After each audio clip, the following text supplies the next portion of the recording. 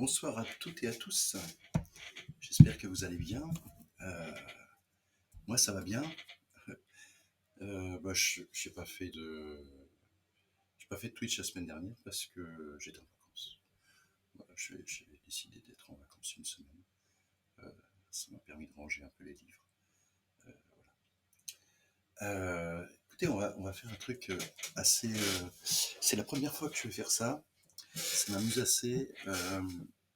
En fait, je crois que c'est Marc de la revue Pourtant qui m'avait conseillé un bouquin.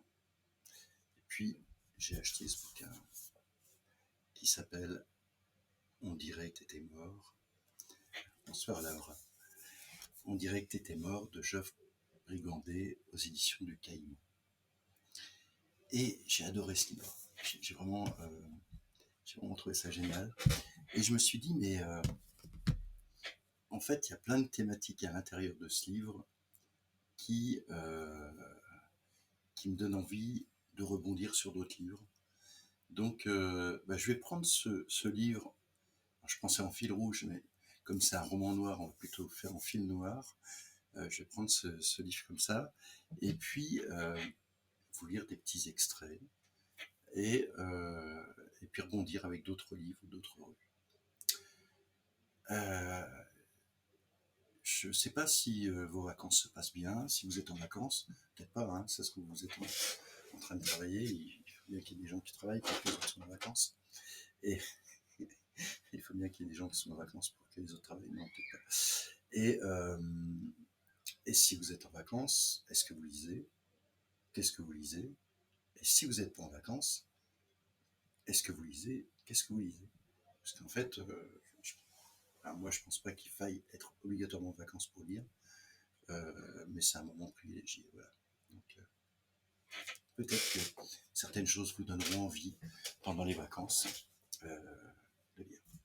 En tous les cas, ça, c'est un bouquin que je vous conseille. Euh, je pense que vous prenez ça et que vous soyez sur la plage ou que vous soyez à la montagne ou que vous soyez dans votre maison ou que vous soyez nulle part ou ailleurs, c'est un bouquin qui peut vous plaire. Allez, je commence quasiment par le début pour situer un petit peu le lieu où l'action va se situer. À l'entrée du plateau, Roche-la-Noire surplombait la vallée d'un amas de maisons basses, blotties les unes contre les autres et construites en pierre. C'était ce qu'il y avait de plus courant ici, dans les contreforts du village, dans des ruines encore apparentes en quelques tas. On pouvait même apercevoir les premières qui avaient été utilisées pour se protéger de l'étranger.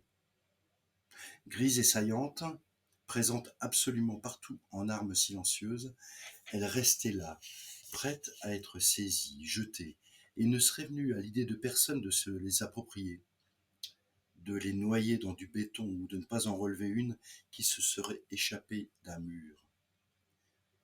Dans un tintement de clochette, il tapa le bout de ses chaussures sur la marche en basalte et poussa la porte aux vitres rendues opaques par la buée.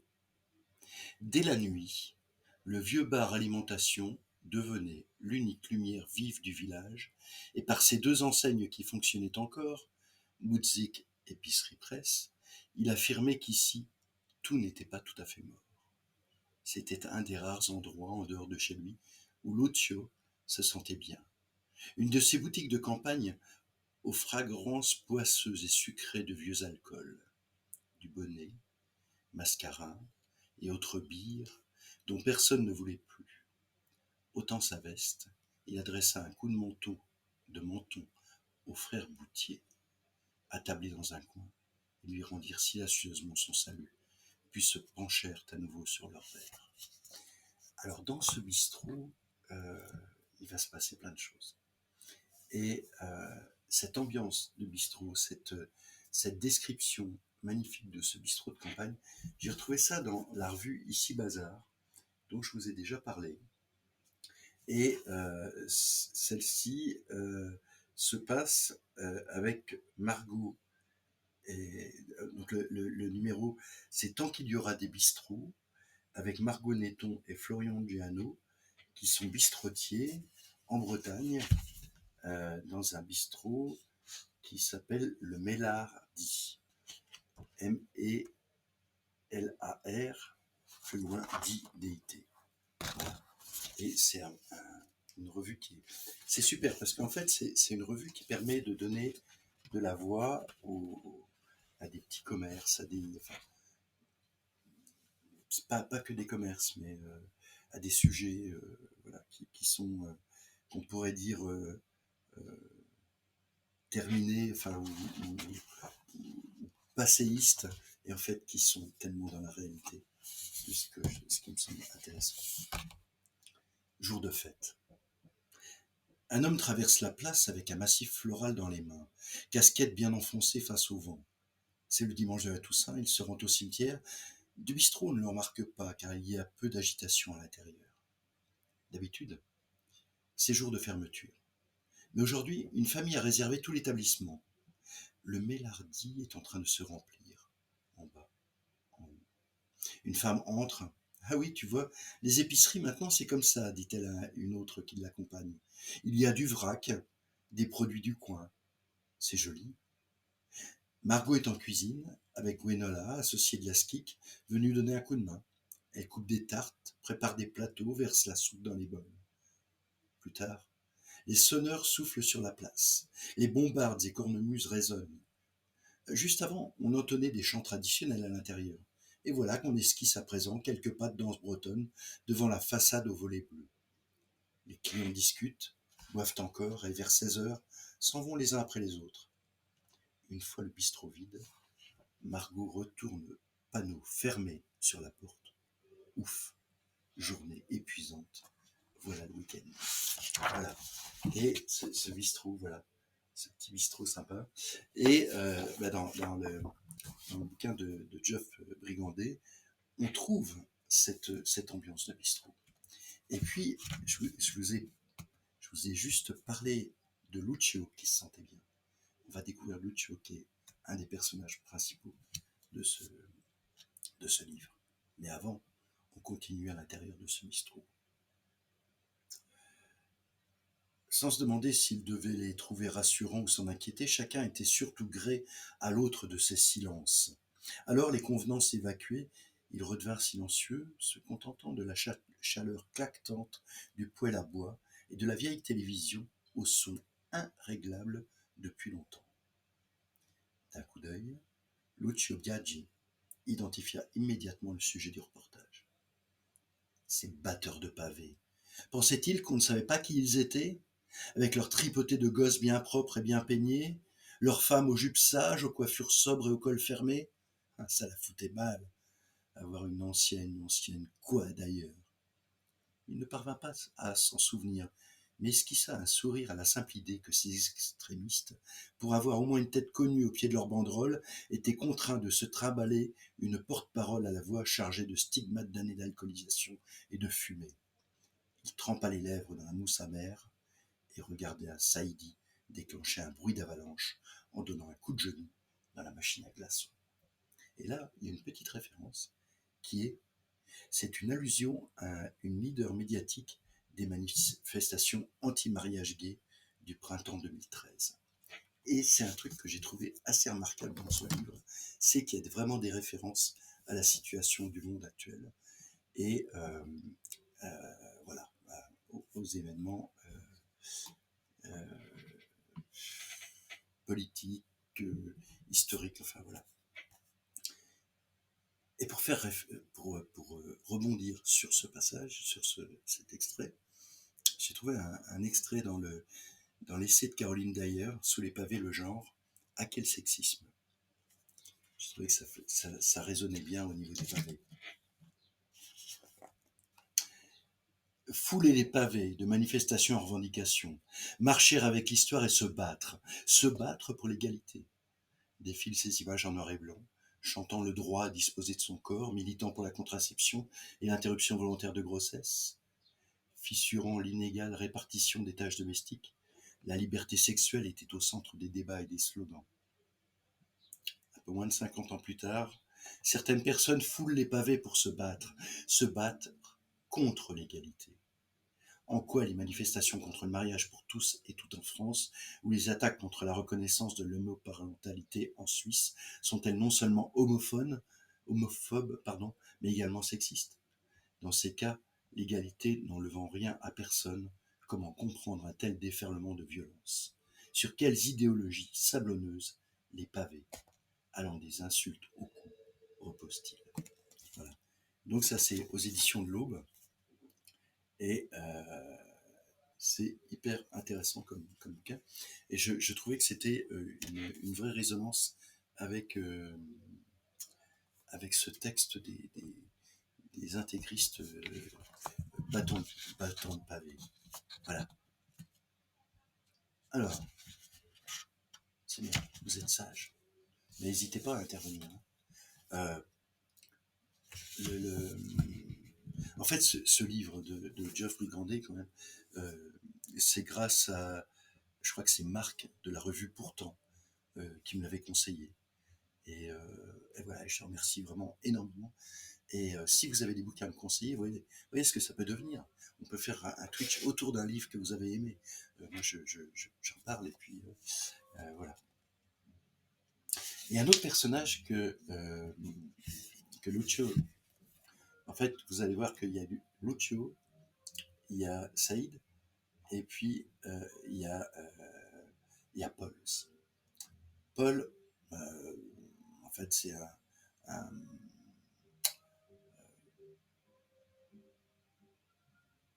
Paul, il était souvent, c'est un camionneur, voilà, mais couvrant un instant le bruit du vent dans un souffle puissant de frein qui se purge, un poids lourd s'était arrêté devant le bar, et Paul Mezan, un routier indépendant, petit, brun et râblé, en était descendu. Son métier, c'était la route. Il chassait le fret d'un quai de chargement à l'autre, souvent séparés par des centaines de kilomètres. Et on va parler un petit peu de Paul. Par un incompréhensible besoin de se justifier d'avoir choisi une vie plutôt qu'une autre, Paul leur avait plusieurs fois raconté son histoire, une dette oppressante due à des générations de Mezans, le destiné à l'état de paysan. Ces types chargés de nous nourrir et qui eux-mêmes crèvent de faim. Il allait trimer toute sa vie pour une paix dérisoire, ou pas de paix du tout, ne trouverait pas de femme, et finirait peut-être, comme cela devient une norme dans le monde agricole, par s'arracher la tête au calibre 12, quand la cassette familiale étant vide, sa ferme serait saisie. Et là, je ne pouvais que rebondir sur le texte de Lydia et Claude Bourguignon, un passage qui est apparu aux éditions d'en bas, un passage sur les agriculteurs et l'agriculture. Pour faire une agriculture durable, il faut des bras. Or, depuis 150 ans, l'exode rural a réduit la population agricole à une peau de chagrin. On pourrait penser à un retour à l'agriculture par des néo-ruraux, mais ceux-ci se heurtent à l'accès au foncier qui a été accaparé par les grandes exploitations. Quand ce retour a lieu, il se limite au maraîchage, qui ne nécessite pas de grandes surfaces, mais créer une ferme en polyculture, élevage, lorsque l'on n'a pas de terre, demande des ressources financières plus que conséquentes. Le modèle de l'agriculture chimique industrielle est dans l'impasse, et aucune solution ne peut être apportée, tant le manque de paysans se fait cruellement sentir, et tant est terriblement bas le niveau scientifique des agriculteurs. Et ce n'est pas le développement de l'agriculture informatisée dont on nous vante les mérites qui changera le problème. Cette croyance que des tracteurs télécommandés avec un smartphone régleront le problème de la mort des sols agricoles n'est qu'une illusion technologique. Ils savent la technique, mais ils ne connaissent pas les lois de la vie. De plus, comme l'alimentation et l'agriculture ont été dévalorisées, les gens préfèrent dépenser leur argent dans des portables ou des écrans plutôt que dans la nourriture qu'ils veulent payer le moins cher possible dans les supermarchés. Avec la mondialisation, les agriculteurs sont maintenant confrontés aux fluctuations du marché qui les fragilisent et expliquent le taux de suicide de cette profession. Et on retrouve nos personnages. On retrouve Paul. Bien que ses voisins et saluait le courage dont il avait fait preuve en accompagnant ses parents jusqu'à leur dernier souffle, sa tête était ailleurs. Lui qui ne lisait plus depuis longtemps s'était nourri plus jeune des récits de Jack London, qu'il ramenait parfois de l'école communale, et comme la majorité de nos romantiques chauffeurs routiers, s'était mis à rêver d'autres lieux, d'autres pays, d'autres odeurs. Et ça, c'est un truc que j'ai beaucoup aimé dans ce livre, c'est qu'il y a des références. Il y a des références à des auteurs, à des... Voilà. Et, ah oui, Jack London, bien sûr. C'est... on va remercier Paul de lire Jack London. Construire un feu, aux éditions Libertalia. Le jour s'était levé, gris et froid, extrêmement gris et froid, lorsque l'homme se détourna de la grande piste du lieu commun pour gravir un sentier escarpé, sombre et peu fréquenté, qui traversait vers l'est une forêt de sapins plantés de rues. La pente était raide, et au prétexte de consulter sa montre, il s'accorda une pause au sommet pour reprendre son souffle. Il était 9 heures du matin. Le soleil n'était pas apparu dans le ciel, pourtant limpide et vide de tout nuage. Une brume subtile voilait le paysage d'une gaze impalpable, née de l'absence du soleil. L'homme ne s'en inquiétait pas. Il était habitué à l'absence du soleil.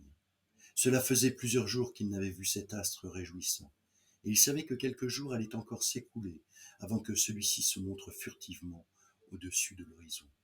Ah, le son un peu plus fort. Alors, est-ce que c'est mieux comme ça ou est-ce que c'est moins bien? Je ne me rends pas compte. Est-ce que est-ce que là est-ce que là c'est mieux ou est-ce que c'est moins bien? Ah mais j'ai peut-être pas le peut-être ici. Ah, je vais regarder. Hop, pardon. Excusez-moi. Gain, gain. Hop. Voilà, comme ça, je pense que c'est un petit peu mieux. Ça va mieux comme ça? L'homme jeta derrière lui un regard sur le chemin qu'il avait parcouru. Le Yukon s'étendait dans son lit, large de plus d'1,5 kilomètre, et cachait sous un mètre de glace, elle-même recouverte d'une couche de neige de même épaisseur. Tout était d'un blanc pur, ondulant doucement là où des amas de glace s'étaient formés quand le fleuve avait gelé. Aussi loin que portait le regard, la blancheur était totale, rompue seulement par une ligne sombre qui contournait au sud une île plantée de sapins et serpentait vers le nord où elle disparaissait derrière une autre île boisée. Cette ligne sombre était la grande piste qui serpentait vers le sud sur plus de 800 kilomètres jusqu'au col de Chilkoot et au-delà à la petite ville de Dia au bord de l'océan. Voilà. Et effectivement, Jack London. Jack London, ça donne envie de voyager.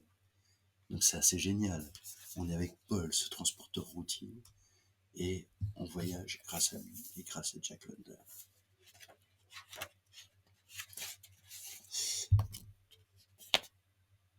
Juste à côté d'où habite Lucio, il y a une ferme. Et dans cette ferme, Ferdinand.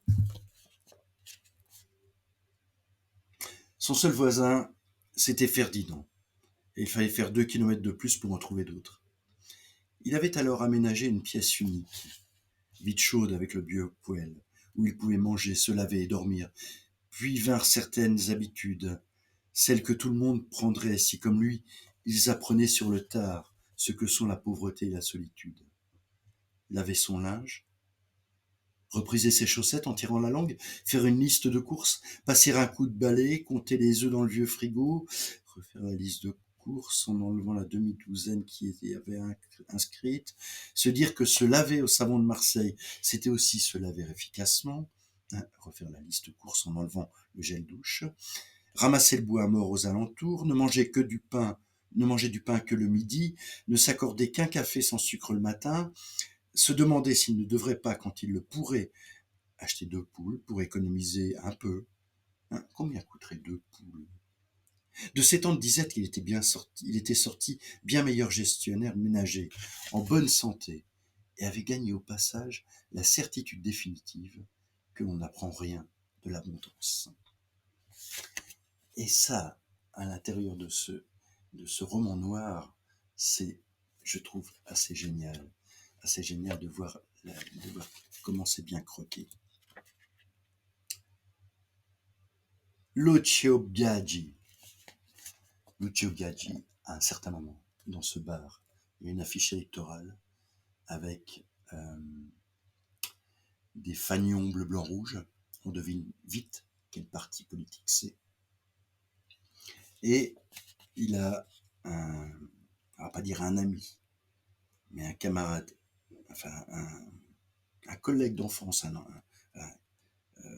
oui, ils étaient à l'école ensemble, qui s'appelle Pellegrin. Et Pellegrin fait partie de ce parti et il se présente à des élections. Ce qui est assez surprenant de trouver cette affiche d'extrême droite dans ce bar, tenu par une personne, Saïdi, avec un prénom étranger. Et je ne vais pas tout vous dévoiler, vous allez comprendre certaines choses au fur et à mesure. Sauf que Pellegrin, à un certain moment, dit d'une manière théâtrale, Lucio Biaggi, que tout le monde ici a l'air d'apprécier, a été condamné à 15 ans de prison pour meurtre. Et lorsqu'il arrivait ici, il sortait de prison. C'est pas vrai, Biaggi? Lucio pensait vraiment que personne ne savait ce qui s'était passé, qu'il était dans ce village incognito. Puis en fait, ses copains du bar vont lui dire, mais il y a bien longtemps qu'on le sait. Il y a bien longtemps. Mais maintenant, tu peux nous raconter ton histoire. C'est juste par curiosité malsaine. J'ai pas tué ce type. J'ai participé à un braquage qui a mal tourné et je suis le seul que les flics ont attrapé. Saïd est-il un nom étranger? Alors, en fait, on sait que Saïd n'est, je sais pas, ouais, c'est pas, ouais. Alaora, elle rebondit sur tout, ça, elle est géniale. Alors, ouais, j'y ai pensé en le disant. Qu'est-ce que je peux vous dire de Saïd? Alors, on va repartir sur Saïd parce que je vais vous expliquer un petit peu ce qui s'est passé. Je n'avais pas pensé le lire, mais c'est Saïdi en fait. Saïdi, pardon.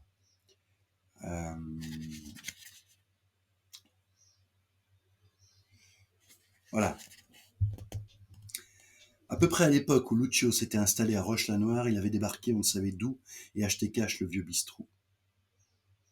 Mais on ne mesure jamais tout à fait ce qui de nous sera gênant chez les autres.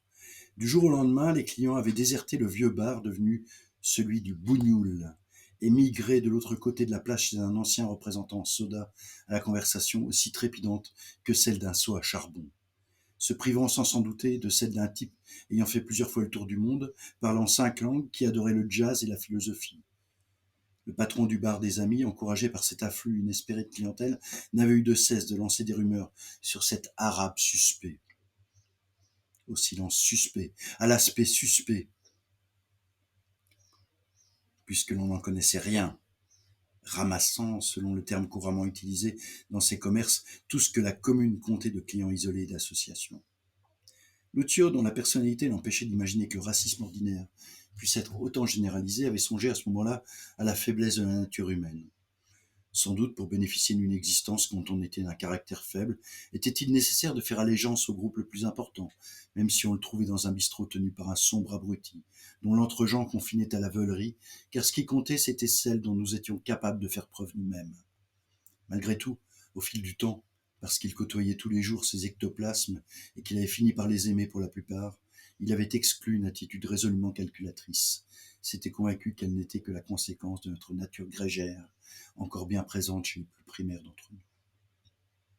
Et puis en fait, c'est plus sur la grande question du là-bas ici. D'ailleurs, d'où est-il? Intéressant comme passage. Ouais, c'est génial. Et en plus, ce triste connard du bar d'en face, il va mourir de je sais plus quoi. Euh, Où est-ce que c'était? Ah ouais. Euh, Contrairement à ce que l'on professe volontiers pour se rassurer face à l'injustice, personne ne paie jamais vraiment les saloperies qu'il a faites dans sa vie. Pourtant, cette fois, un destin justicier s'en était mêlé. Quelques mois plus tard, on avait retrouvé le patron, au coroner fragile, les bras en croix dans sa cave, entre une caisse de vin rouge et une carafe d'eau dont il se servait pour le couper. Lorsqu'un client, aussi désagréable soit-il, considère sa présence comme un honneur qu'il vous fait et les 60 centimes qu'il va vous faire gagner en buvant un rosé comme une excuse indiscutable, le club de foot et l'amicale bouddhiste, même pas penaud, étaient revenus au vieux bistrot. Enfin, ils s'étaient confrontés au bougnoul, puis au patron, puis à Saïdi, et la paix était revenue. Voilà. Voilà. Et effectivement, c'était Saïdi, mais voilà, j'avais pas pensé lire ce passage, mais il y a tellement de passages intéressants en fait, il faudrait tout lire. Puis j'ai pas vraiment envie de tout lire. Et donc je reviens à Lucio, qui dit qu'il n'a pas vraiment tué ce type. J'avais pas tiré, mais j'ai pris pour les trois. Voilà, c'est aussi simple que ça. Et 15 ans, c'est le tarif. J'ai fait ma peine. 10 ans avec l'Hermise, les autres n'ont jamais été pris. Ils ne seront jamais. Et le fric, c'était pas vraiment de ta faute alors. Ah, Paul, je me cherche pas d'excuses. J'étais un vrai braqueur. Un membre patenté de la pègre marseillaise. À 22 ans, j'avais déjà un beau palmarès. Et si ça avait été moi qui étais entré dans l'entrepôt, j'aurais peut-être tué ce vigile. Bon sang, ça a dû être dur si t'avais rien fait. Ce qui a été dur, c'est de ne plus jamais revoir mes parents, mais en quelque sorte, Clairvaux était ma chance. C'est grâce à la tôle que je suis en vie. Encore. Le tueur, je inutile d'en dire plus, de raconter que si les flics ne l'avaient pas arrêté moins de 48 heures plus tard, il aurait fini dans le port ou enterré dans les collines avec ses deux complices. Et Marseille, Marseille, je sais pas si vous vous souvenez de ce bouquin dont je vous ai parlé, Romancier de Marseille, qui est pour moi un bouquin magnifique, magnifique, de Claude McKay, et une ambiance à Marseille, qui est une ville que j'adore, et que j'aimerais bien retourner prochainement, dès que possible. En dehors de sa magnifique jetée et du quai où tous les vagabonds, les clochards, les marginaux et les hors-la-loi de toutes les civilisations se rassemblaient comme étant un essaim de guêpes, dans l'amour et la haine, bourdonnant et butinant les ordures du vieux port, Marseille possédait aussi une maison des gens de mer et des travailleurs. Cette maison était bien différente de la pieuse mission des marins dirigée par un Anglais situé près de l'Acheté. Dans la décennie qui avait suivi la révolution russe, on avait vu surgir dans les principaux ports européens des clubs de marins d'un esprit très différent des anciens gîtes ou missions à l'ancienne. La maison des gens de mer était située, Dieu seul sait pourquoi, dans le plus sordide et le moins intéressant des quartiers populaires de Marseille. C'était un vaste bâtiment comprenant un bar, des salles de loisirs, une bibliothèque et un théâtre. L'atmosphère était bonne, il n'y avait pas de pêche, pas d'hymne religieux, ni de l'ancienne, ni de la nouvelle religion radicale. Cependant, peu de marins se laissaient persuader d'y aller. Du moins, ceux qui y allaient ne ressemblaient en rien au fort à bras des docks. Voilà. Donc ça, c'est Romancier de Marseille de Claude McKay aux éditions Héliotropisme. Et on part de Marseille pour aller à New York. Et de New York, on revient à Marseille. Un voyage magnifique. Donc il n'a pas tué ce type, quoique, on verra par la suite.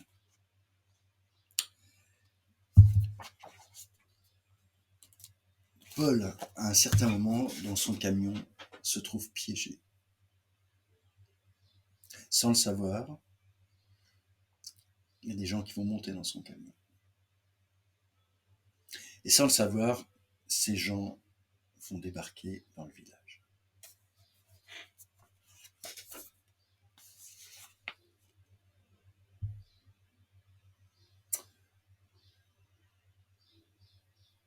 Alors, ce sont des Syriens. Ils ne sont pas 3, mais 4. C'est un couple avec 2 enfants, un garçon de 15 ans et une petite de 4 ans.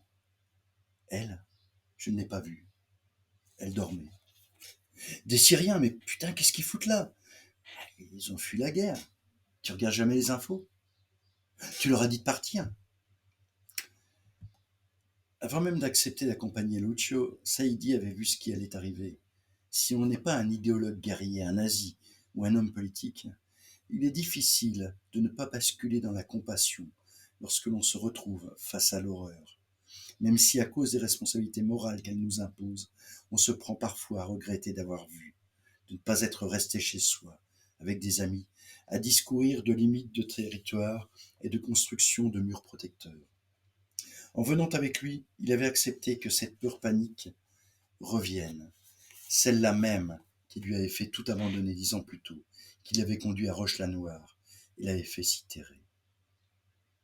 Il avait toujours eu un cœur fragile, un organe trop tendre, qui l'avait emmené durant 25 ans de théâtre de guerre en opération humanitaire pour MSF, la Croix-Rouge et le HCR. Alors, comment aurait-il pu oublier ce jour-là, en terre soudanaise, où tout était calme, dans cette cabane de joncs? Parce qu'il n'était plus parvenu à chasser les images de ces cadavres, parce qu'il n'était plus parvenu à ignorer cette odeur de putréfaction qui l'avait saisi lorsqu'ils étaient entrés dans ce village, parce qu'il n'était plus parvenu, comme les autres fois, à tirer un voile sur ces ventres de gosses prêts à éclater. Il avait su que c'était assez, que son cerveau venait de déborder, qu'il lui était devenu impossible de continuer à considérer tout cela comme un travail, qu'il ne pourrait plus jamais ouvrir cet ordinateur portable dernier cri pour y ajouter quelques croix de statistiques. Il n'était pas le seul. Cela arrivait à tous, plus ou moins rapidement, plus ou moins insidieusement. Et alors, on avait le choix entre l'alcoolisme, la folie, le suicide, ou tenter de revenir à une vie normale, en espérant que cela suffirait pour recommencer à dormir. Tu ne leur as pas dit. Je n'ai pas eu le courage. Tu les vois prendre les chemins avec leurs gosses sous le bras? J'ai dit qu'on allait réfléchir à comment les aider. Lucio avait sursauté. Les aider? Tu déconnes, quoi. Il faut qu'ils restent là où ils sont. S'ils sortent, ils se font coincer, ça aggravera les choses pour Paul. Quand il sera rentré, ce sera à lui de se débrouiller avec ça. Et puis, je sais pas, le père me l'a pas dit, mais il y a autre chose. Il aurait dû être heureux que quelqu'un promette de les aider. Mais pas du tout. J'ai déjà vu cette tristesse dans le regard de quelques hommes. Je vais vous lire un magnifique texte de poésie syrienne. C'est une anthologie de poésie syrienne qui est apparue au Castor Astral, en bilingue. Des millions d'âmes hors des couvertures. Laisse-moi penser, ô dame des mers, qui nous accorde la tranquillité et l'étendue vivante, le désir d'être l'arbre et le printemps. Ô dame de l'eau, les arbres sont hauts et l'horizon est vaste, mais tu es la plus brillante dans la mémoire, la plus profonde dans la conscience. Les feux de l'amour approfondissent ta clairvoyance devant les ruines. Les rivières ne coulent pas sur ma langue, et les océans ne prennent pas le large dans mon crâne. Les chaussures viriles nous piétinent, alors que nous sommes déchirés. Quelle est la dame qui soulèvera les ruines? Les chevaux étaient brillants sous le soleil de la nuit, et l'eau fraîche à la bouche des envies, quand la blancheur du matin a grimpé à mes poumons, et que le vent s'est engouffré en mon tréfonds. La dame les a touchés avec son âme limpide. La dame aux dahlias amène le printemps, plus haut que la taille des enfants, plus blond, pour que les feuilles prennent feu et se soufflent avec leur feu. La dame du matin, dans sa bouche, a de la magie, et dans ses yeux, des mystères. Paris, Villejuif, novembre 1984, Le mal de la rose, Rayed El Raïv, Londres 1988. Voilà, c'est un poème de Saniya Salih, S-A-N-I-Y-A-H, S-A-L-I-H, qui est né dans une famille alaouite et qui part au Liban en 1957 pour étudier l'anglais Elle rentre en Syrie et se rend à Muarat, Mousserine, puis à Alep où elle travaille pour subvenir aux besoins de sa famille. En 62, elle s'inscrit à l'université de Damas. Sa poésie évoque l'aliénation du sujet dans le monde. Le sujet est isolé du monde et d'autrui, écrasé face à l'événement, face au réel et à sa propre condition. Voilà. Ah, mais c'est toujours pas assez fort. Mais alors, est-ce que c'est pas assez fort ou est-ce que c'est moi qui ne parle pas assez fort? Est-ce que là c'est mieux? J'ai l'impression que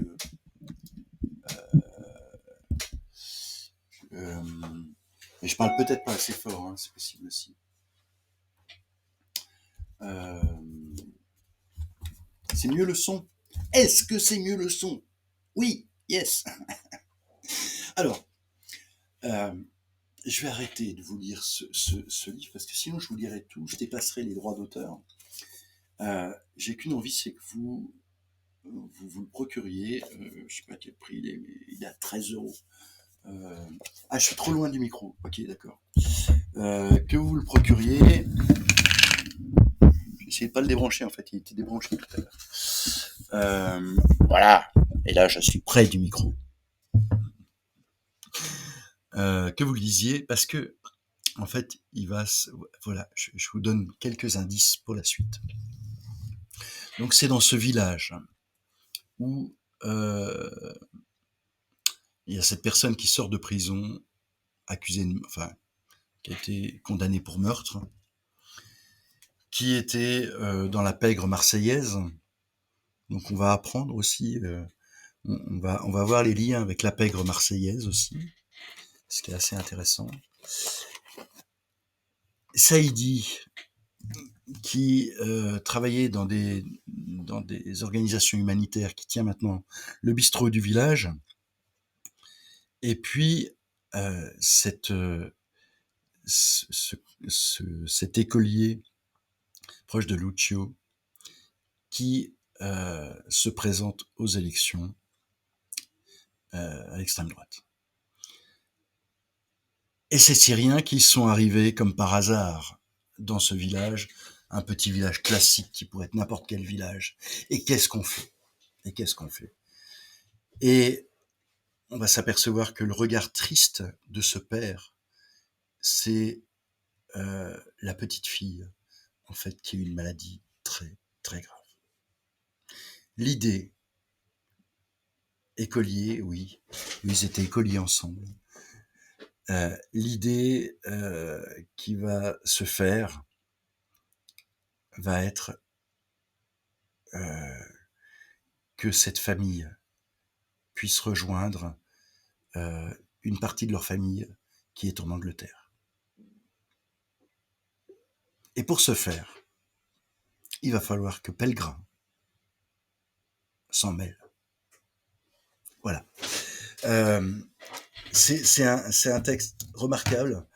Je trouve assez génial la manière dont ça a été traité à la fin. C'est-à-dire qu'à la fin, on est un peu sous forme de pièce de théâtre avec... En fait, on est dans le roman et tout à coup, on tombe dans nos vies théâtrales en 3 actes avec aussi bien Joe Pellegrin, Lucio Biaggi, les membres du conseil municipal, dont le maire, qui est une caricature d'un maire de province. Je trouve ça magnifique. Et puis, le conseil municipal, c'est ces conseillères et conseillers municipaux qui ont des opinions, qui ne sont pas obligatoirement toutes et tous d'accord. Et puis, qu'est-ce qu'ils vont faire? Comment ils vont agir? Enfin, voilà. Moi, j'ai vraiment trouvé ce texte superbe. Je suis content je remercie beaucoup Marc de m'avoir fait découvrir.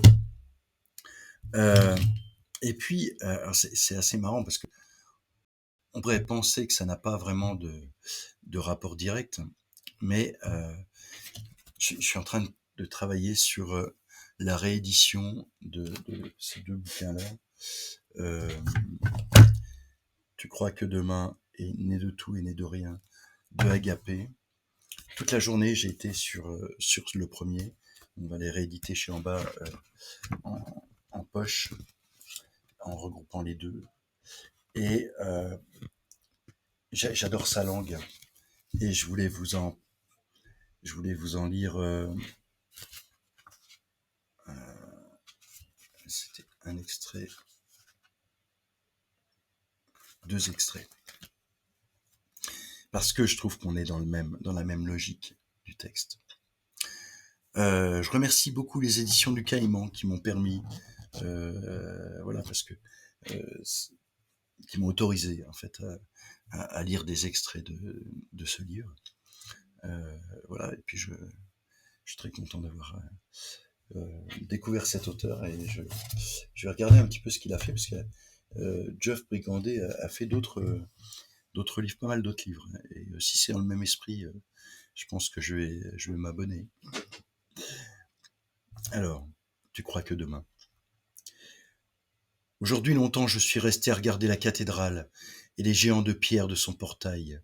Ah oui, il faut que je vous précise, Agapé, en fait, elle garde des chèvres, et elle est révoltée par rapport enfin, elle est révoltée face à la société qui l'a meurtrie en tant que femme,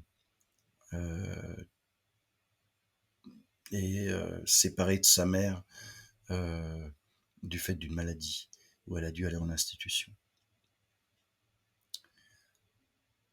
Aujourd'hui longtemps je suis resté à regarder la cathédrale et les géants de pierre de son portail. Assise sur un banc, juste en face, j'admire. Je me dis que c'est du beau travail d'homme, ces grands navires du dehors de la mer, ces grands vaisseaux de pierre, un travail à la mesure des dieux, pas à la mesure des hommes. Et je me demande combien de sang que cela a coûté pour construire ces mausolées somptueux, cathédrales pour un dieu défunt. Tu te consoles de l'étable? On se console comme on peut, pourquoi? On ne dresse pas de cathédrale au noir, aux juifs, aux traqués, à celui qui porte un coquelicot à la boutonnière et qui tombe en criant vive la liberté. On n'a pas dressé de cathédrale au petit garçon à la grande casquette qui marche les bras levés devant son peuple de misère et devant des hommes armés, ni pour les oiseaux aux ailes brisées qui meurent en cage, car il leur manquait l'infini, ni pour les hommes et femmes qui se battent contre la misère et le désespoir. Les cloches sonnent pour appeler à la prière. Elles devraient plutôt gueuler que l'on assassine l'humanité. Toutes les grandes richesses des églises sont des injures. Il y a des pays où les enfants meurent sans un cri. Des mouches plein la figure. Ce n'est pas de puissance que les hommes ont besoin, Dieu. C'est d'amour et de pain. La terre est peuplée de mal foutus, de mal nippés, de mal venus, de mal aimés, de ceux que l'on fait taire, mépriser, les ailes rognées, oubliés de ceux qui ont trop à dire et qui ne savent comment le dire. Ah, moi, l'écriture d'Agapé, c'est incroyable, je trouve. Ils ont été écrits, ces textes ont été écrits en 1980, il y a 22 ans, et elle faisait aussi de la gravure. Voilà. Où est-ce qu'il est l'autre?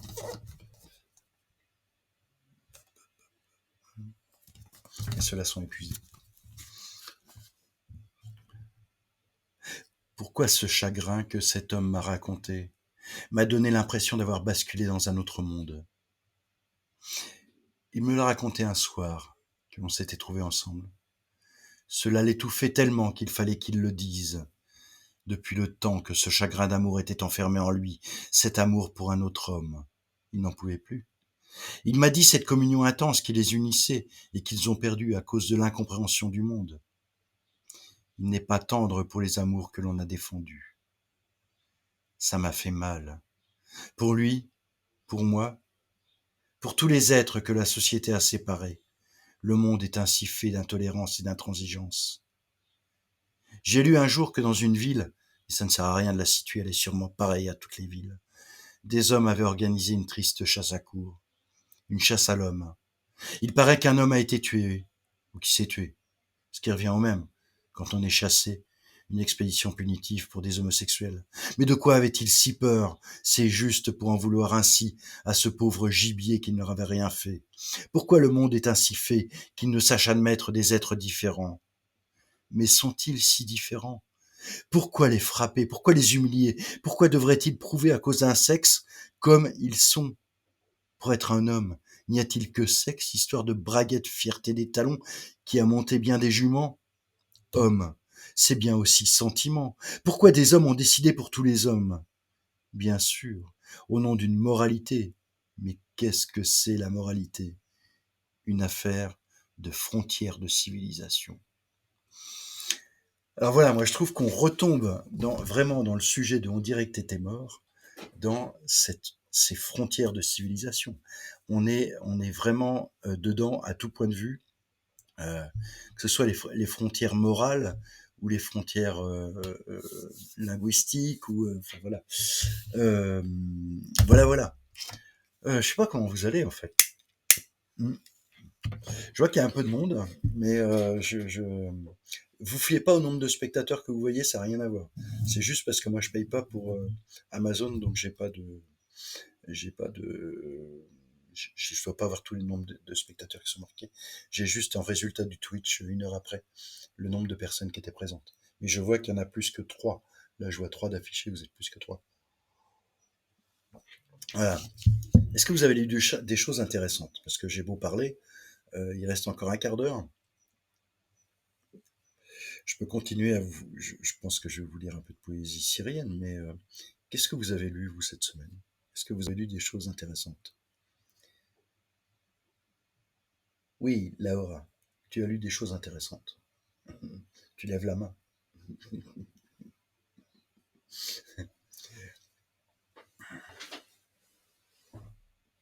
Il y en a d'autres qui lèvent la main?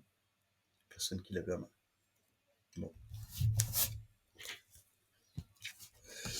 alors, qu'est-ce que je vais vous dire? Je vous dis une autre poésie syrienne. Je dis hello. Ah, vu le temps qu'il fait, l'eau, on en a besoin. Je sais pas s'il fait chaud chez vous, mais ici il fait chaud. Je sais pas pourquoi. On comprend pas. Les gens se posent la question, ils disent ah mais il fait chaud. On a un été exceptionnel. Ça commence à réagir, hein, mais là on essaye de faire voir que on a beau se mettre la tête sous le sable est chaud. Euh, voilà. Donc je sais pas où est-ce qu'on est arrivé, mais mon grand-père. Mon grand-père, celui qui rit, m'a rendu visite dans la ville sale. Il m'a parlé de ses rêves d'avenir. Il n'a pas peur de ce qui arrive, mais il a des opinions spéciales sur les femmes. Je lui ai avoué mes fautes, je lui ai acheté des jouets, des médicaments, ainsi qu'un livre d'images, puis je l'ai envoyé dans une grande voiture au village. Je n'ai pas pu pleurer parce que mon grand-père souriait derrière la vitre de la fenêtre en m'adressant des signes de sa main qui ressemblaient à une pelle. Ces aventures des doigts et des yeux, et c'est de Bandar Abd Alhamid. Voilà.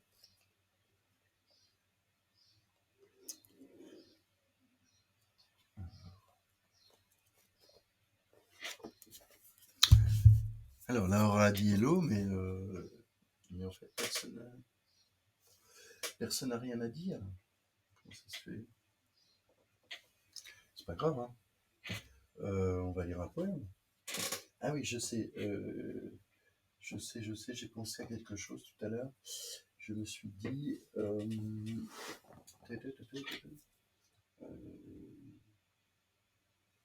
me suis dit ça. Où est-ce qu'il est? Bon, c'est pas grave. Euh, le,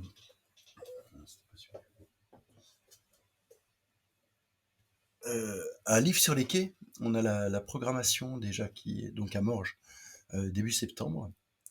Et une des personnes invitées, ce sera Lama Bonkou, qui est l'invité d'honneur et qui dirige cette collection. Non, c'est pas celle-là.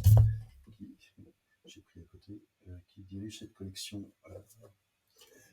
Voilà. Euh, point poésie. Et Rodney Saint-Éloi sera là également. Et je suis vraiment content de les voir. J'essaierai de les voir parce qu'en fait, je serai en réunion commerciale toute la semaine sur Paris et je reviendrai en avion. Non, ouais, non, je reviendrai pas en avion. Je reviendrai en train de Morges pour les rencontrer, puis participer à ce festival que j'aime beaucoup. Je suis la fille du baobab brûlé. Je m'arrête sur la route le temps d'une chanson pour pleurer mes morts. Corbeau, ô corbeau, vous qui déchirez les songes de l'anolis, pourquoi les montagnes ont-elles déboulé? Où est l'humain dans la poussière des certitudes?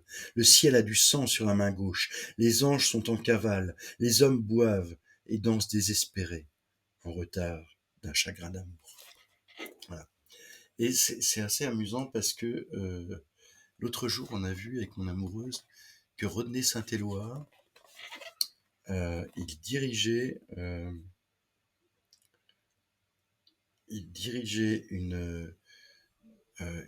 il avait une maison d'édition, je sais plus, au Québec.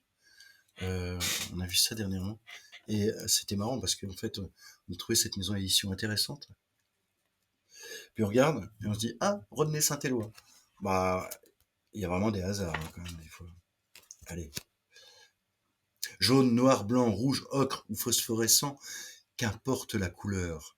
Vol, cheval, liberté, prisme bleu, mère souvenance qui ne revend jamais son fond d'ardoise.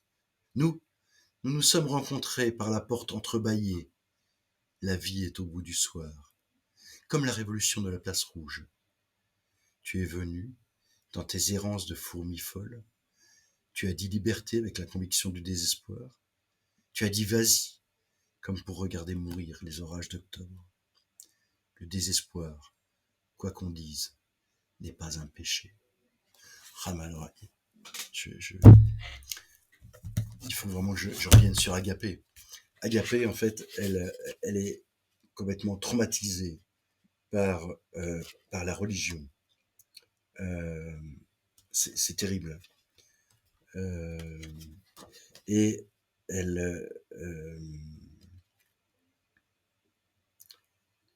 le péché pour elle, elle se considère comme une pécheresse.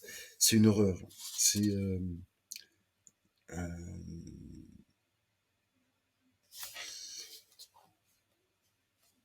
mais qu'est-ce que j'avais donc fait? Je voudrais gueuler, pousser des cris comme autant des loups, des cris qui font peur et rendent fous, qui donnent envie aux hommes de sortir avec des fusils pour les faire taire, des cris de rage, de mal, de très grand mal, hurlements de chiens à la mort, cris de chevreuil aux abois, tous les cris de tous les hommes de tous les temps, hurler, hurler, qu'on m'abatte, je suis malade, j'ai mal. Il se fait tard, la nuit va tomber, le ciel est sombre. Allez, venez mes petites chèvres, il faut rentrer. La nuit me fait peur. Je ne peux plus être seul. Il y a trop d'images, de cris, de rires qui m'épouvantent. Il y a des horreurs qui aujourd'hui encore me donnent la nausée. Odeur de choux, de javel, de porridge brûlé. Odeur de maison pour enfants de pauvres, maison sans chaleur, sans amour. Je n'ai jamais connu que cela. J'avais beau aller de sana en sana, de maison en maison, de maison en sana. Je savais que j'allais vers un monde toujours le même, toujours sans espoir. Les assistantes sociales chargées de mon convoyer étaient toutes différentes, aussi toutes pareilles. Il y avait celles qui marchaient froides, raides, leurs mains crispées sur ma main, comme les serres d'un faucon emportant une proie fragile, et qui marchaient trop vite pour mes poumons malades, et mon chagrin et qui ne voyaient rien. Il y en avait de plus tendres, qui me montraient les villes où on passait. Mais toutes, elles me disaient, c'est pour 3 mois. 3 mois, tu verras, c'est vite passé. C'était toujours pour 3 mois. Et puis on y reste 3 ans. Tu ne peux pas rester chez toi, tu es trop malade et chez toi, il pleut sur les lits. Là-bas, tu verras, c'est blanc, c'est propre, tu auras de petites amies, tu guériras. Elle me parlait, mensonge d'adulte, bête et inutile. Moi, je savais les trop grands dortoirs avec leur lumière bleue et froide la nuit, dortoirs qu'il fallait traverser en courant pour aller aux toilettes, courir très vite en se bouchant les oreilles, en se fermant les yeux, courir très vite pour ne pas voir, ne rien entendre, jusqu'à la porte, si écrasée, l'ouvrir très vite. De l'autre côté de cette porte, il y avait un peu plus de lumière. Cela s'humanisait. Et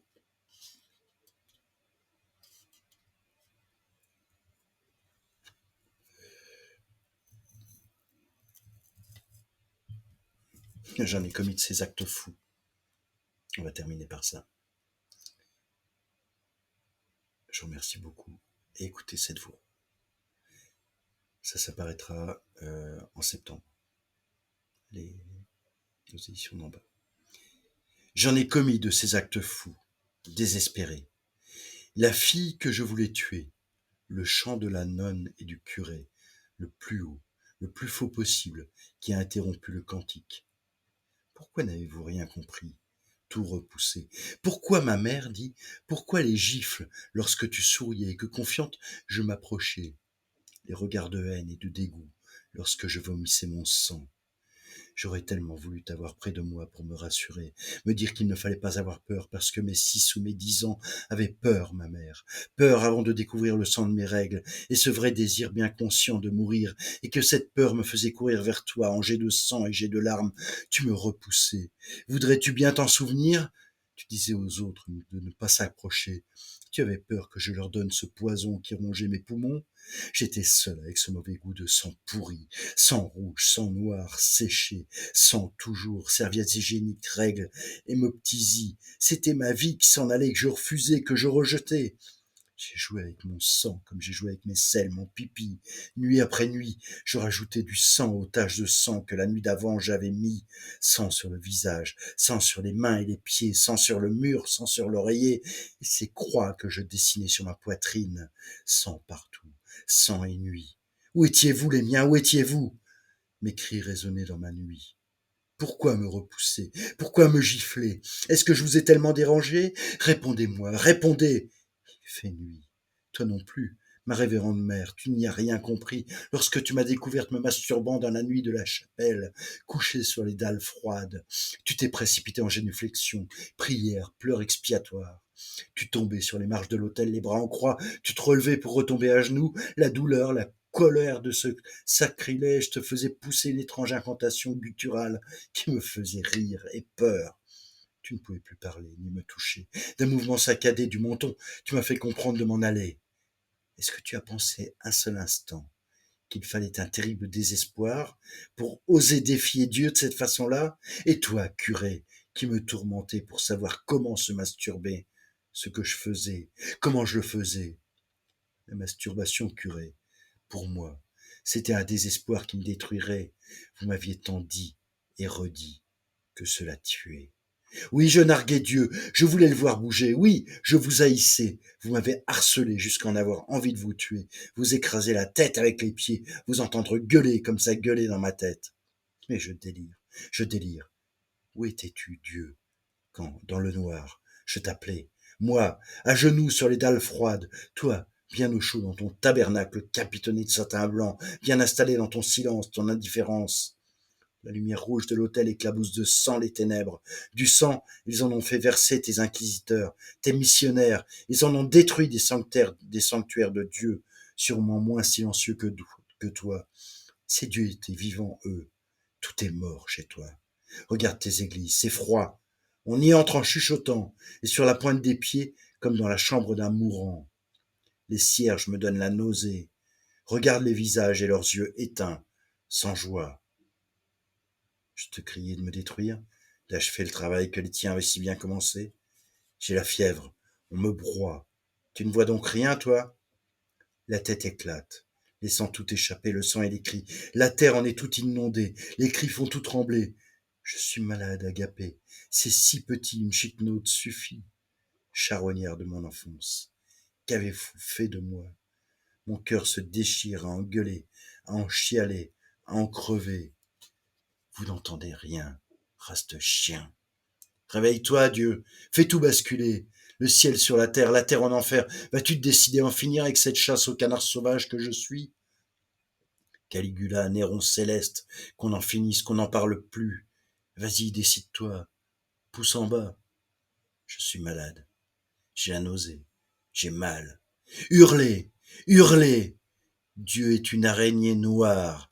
Les siens ont le ventre vide et les seins morts. Ils enfantent des araignées noires aussi.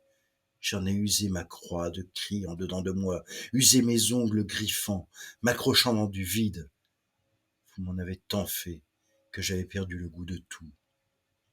Il faut que je calme mes mains et mon cœur. C'est passé tout ça. Qu'est-ce que j'ai à tant trembler?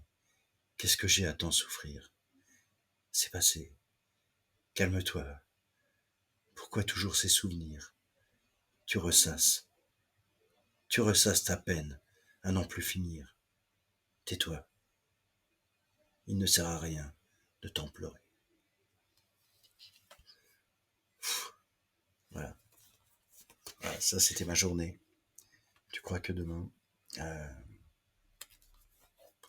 magnifique. Voilà.